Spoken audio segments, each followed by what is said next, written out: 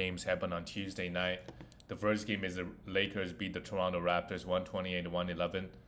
And this late in the season, LeBron and AD, they're going strong. Blowout, so they didn't really play much. D'Lo had a great game with 25 points and 7 threes, which is huge. The Lakers, oh, they have a back-to-back tonight, so some of these guys might be out. Make sure to check the status. But the thing is, even the Lakers, they don't really have a lot of players that will come in and contribute all that much. For the Raptors, though, a lot of great, you know, a lot of guys are just gonna come in and out of the lineup. RJ Barrett came back. Just seeing Emmanuel quickly came back. Gary Trent Jr. was balling. Now he's out. Kelly Olynyk, he's carrying people's teams. In the last month, Olynyk, he doesn't get crazy minutes, but okay, just 86 ranked player, 29 minutes, but he just give you so much. Like 14 points, 1 3, 6 rebounds, 6 assists. That's huge. 6 assists is absolutely huge.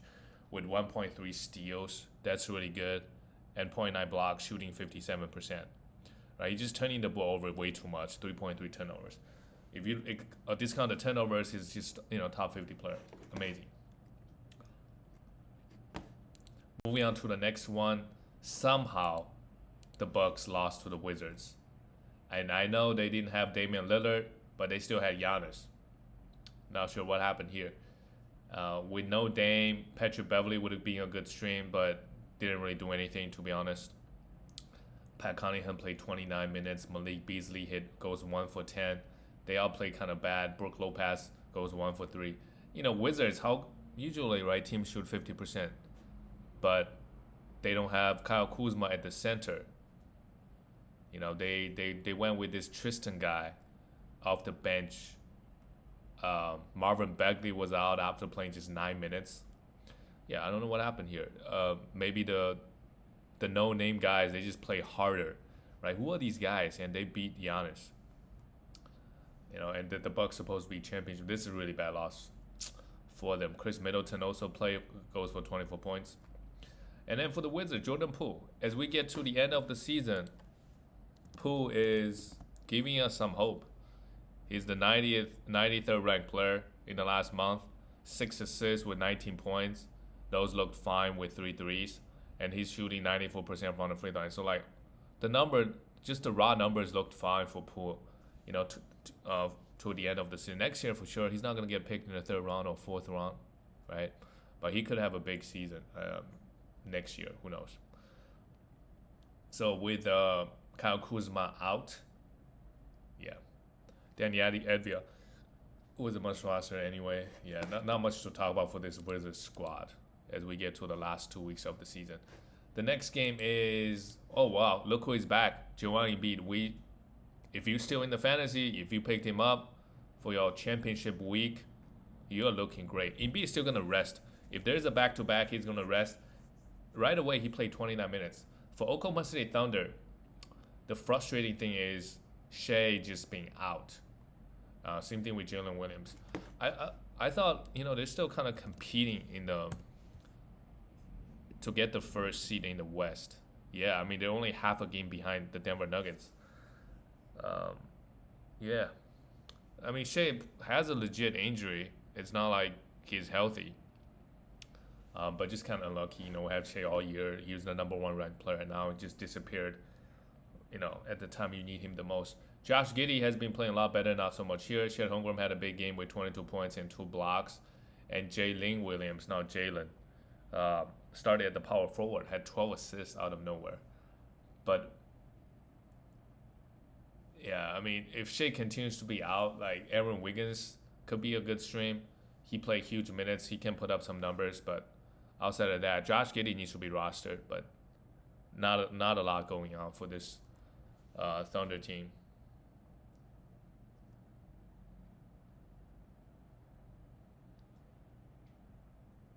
And for the Sixers, of course, if Embiid is out there on the waiver wire, absolutely pick him up. Cameron Payne, we roster him as long as Tyrese Maxey is out. Kelly Oubre Jr. also had a big game. With Embiid back, it's going to help Tyrese Maxey for whatever games they have. But obviously, if you picked up Embiid, it's absolutely huge for your team. Moving to the next game, the New York Knicks lost to the Miami Heat 99-109. And how about the Knicks guys? I just enjoy reading their numbers. Isaiah Hartenstein played just 18 minutes.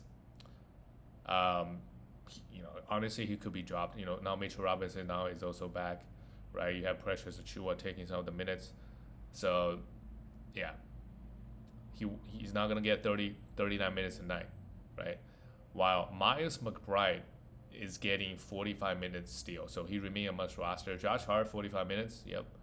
Even though he didn't really do much, he took 3 shots playing 45 minutes. That is wild. 6 rebounds, 7 assists, and 2 steals. Donte, huge game again with 6 threes, 31 points. Donte Divincenzo in the last week, in the last month, he's the 31st ranked player. Absolutely insane from him. Jalen Brunson actually is, like, in terms of fantasy, he's not even doing that much. 20 points and 10 assists. He did drop 61 points last week. Not the best game here, which is why they lost. For the Heat, Terry Rozier, big game. His best game as a Heat. What you're doing, and they said.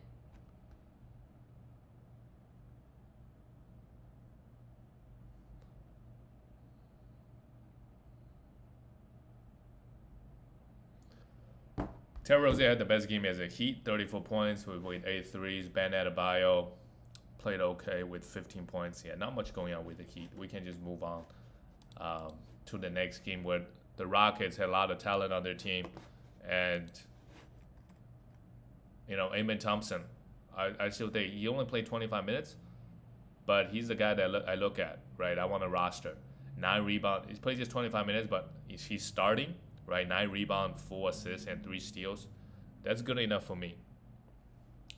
Jabari Smith Jr. with 18 points, 8 rebounds, played okay. And how about our friend Jalen Green? Continues to put up really good numbers. 26 points, 2 threes, 5 rebounds, 6 assists. If he added some defensive stats, that would be sweet.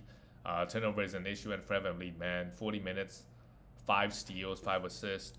And the Rockets right now, they're 3 games. They lost this game again. So they made some noise with 7 games left.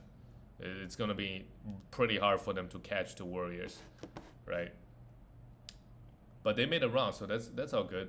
The Timberwolves, Naz Reid, big game. Yeah, Naz Reid is another guy that if you picked him up on the waiver wire, he's up and down, to be honest. But he can put up. He's a 40th ranked player, averaging 18 points, 3 threes. That's more than I thought he would average. 6.5 rebounds. And 1.9 steals and 1.3 blocks. Basically, fitting perfectly right now that when Cat has been out. Rudy had 14 rebounds and 2 blocks, played okay, and Anthony Edwards struggled a little bit from the field, but 11 for 11 from the free throw line is huge. And Mike Conley just does his thing. 3 steals is also pretty good. And Kyle Anderson came off the bench. If the Timberwolves has the back-to-back, do they even have a back-to-back for the rest of the season? Like, Kyle Anderson is the guy that you want to stream. Yeah, they do have a back-to-back Tuesday and Wednesday, so you should have streamed some of the Timberwolves guys yesterday. Moving on to the next one is the San Antonio Spurs. Barely lost to Denver Nuggets. Well, this is Jokic and Victor Wembanyama again. Victor Wembanyama had 9 blocks. Jesus Christ. 1 steal, 8 assists, 15 rebounds, and 2 threes. But you look at his efficiency, he also played 34 minutes. Victor Wembanyama has to go in the first round next year, like early. We don't know how early he's gonna go, but you read his stat line. If you have him, right, like certain categories, teams is gonna be super hard to compete. There's so many things. He does so many things. While the rest of the Spurs, they all suck. Denver, they barely beat them. Big game from Jokic, 42 points, 16 rebounds. Only 6 assists. Jamal Murray is still out. So Reggie Jackson could always be a good stream. He didn't really do much here. KCP goes 1 for 8. Aaron Gordon had a somewhat big game with 23 points and 7 rebounds, 4 assists, a steal and a block. And Michael Porter Jr. did his thing. The Denver Nuggets, they will have 3 games, but again, the game on Thursday is low volume. The game on Saturday is low volume. So Reggie Jackson could be but to be honest, Jamal Murray is gonna be back soon. So once he's back, there's really not much, nobody really you can stream. Moving on to the next one, the Cleveland Cavaliers beat the Jazz. Well, this is Donovan Mitchell going back to his old team, but the Jazz, I mean, they're just punting at this point. And they didn't, Donovan Mitchell was out. Huge disappointment, I would say. Donovan Mitchell was good all year, and this year he really, the big thing for him is the steal numbers are just being crazy. But injuries really derailed his second half of the season. Wow, but Darius Garland, somewhat disappointing, 8 assists and only 8 points. Karis LeVert is a must roster, must stream with Donovan out. They also have a back-to-back Tuesday one. They have a back-to-back Saturday, Sunday. So, Karis LeVert is the guy that would consume. Outside of that, not really. Jared Allen and Van Mobley, they're rostered. Max Juice is another guy if you're looking for threes. And he's providing other categories. He's being a good rebounder, I think. 6 assists and 2 steals here is also, they're both amazing. For the Jazz, Colin Sexton goes 6 for 14 with 19 points, and Keontae George goes for 2 for 11. Yeah, I mean, this Jazz team, they only have 3 games, so probably drop everybody. And their 2 games, Friday and Sunday, Colin Sexton, if you don't need points, you drop him, right? You stream that spot Wednesday, Thursday, right? Because Friday, Sunday, you probably have a full house already, and you don't need his points. You don't really need him. Walker Kessler started, played just 9 minutes. Another disappointment. I mean, at this point, after this game, you can probably drop the entire Utah squad. They don't really have a player that say, okay, you gotta have them, right? The next one, this is a big win for the Warriors, actually. They won 5 straight, 100, 104. Again, like they and Lakers, they're gonna be dangerous.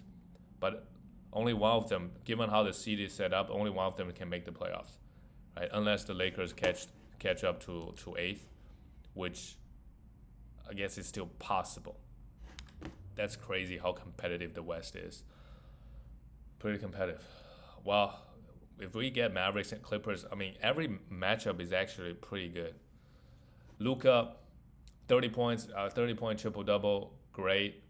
Kyrie Irving goes 27 points. Yeah, I mean, Kyrie was hurt beginning of the season, but since he's been back, just the old himself, just amazing on a per-game basis, super efficient. And Daniel Gafford did his thing, no blocks, but 8 rebounds, 5 for 8, 10 points is good enough. And PJ Washington had 3 steals and a block, getting you those defensive stats. For the rest of the week, they have a back-to-back Thursday and Friday. So, some of these guys that you could possibly stream could be Tim Hardaway Jr. if you're looking for threes.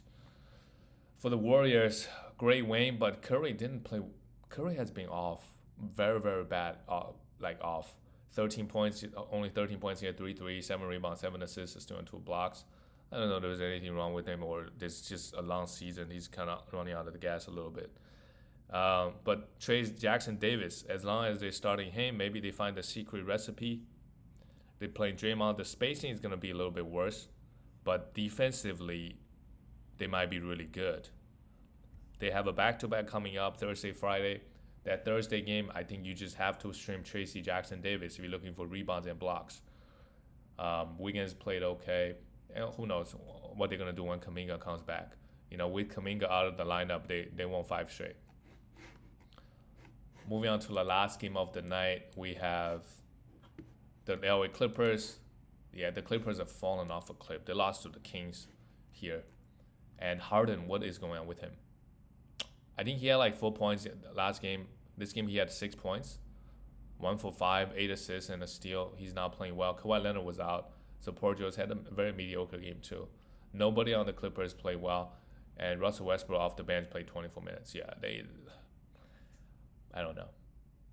They were rolling now not so much, but they're obviously very dangerous, right? The West has so many teams. It's good to be in the East. If the Celtics were the first seed, their odds of winning the championship for sure is going to be lower than Denver's if they swap, right? I feel like the East, you just have such an easy way to the finals. It's crazy if you're the Celtics. If you put in Denver, You put in like a Mavericks even, like they might be favored to come out the East. Who knows? With how Bucks are playing. For the Kings, De'Aaron Fox goes 6 for 20, not the best game, but made all his free throws. Sabonis with 20 rebounds, 9 assists, and 2 steals. Sabonis just super solid. It's been years now. So next year, again, and he's fairly healthy the last couple of years. But outside of these two, Keon Ellis was a good stream, but he fouled out in 21 minutes. I would still stream him. For the Kings, the schedule is also great back to back. So Ellis is the guy that you want to stream when the back to back coming out. Everybody else, sure, Keegan Murray's on the waiver wire. You need some points and threes. Same thing with Harris and Barnes. That's it, guys. I'll see you tomorrow.